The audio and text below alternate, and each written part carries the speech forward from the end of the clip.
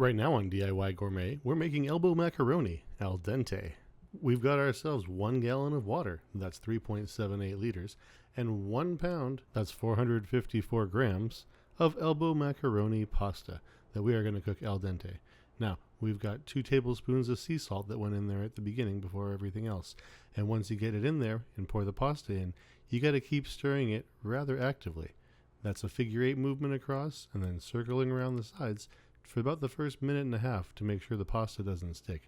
Now this is an 11-minute process, and that does not count the time for it takes the pasta water to boil. It's 11 minutes from the time the pasta goes into the boiling water. After which you'll stir for about a solid 2 minutes, and then towards the end, about 9 minutes in, you can turn down the fire or the heat of the electrical, and you can take it to a very low heat for the last 2 minutes in order for the noodles to let the water kind of soak up and take it at a lower heat. After that, you drain it off, leave a little bit of the pasta water in there. It helps it not to stick to each other. And also a little bit of cooking oil doesn't hurt either. You can use olive oil, avocado, or whatever you prefer. Just don't put too much, then it gets kind of greasy.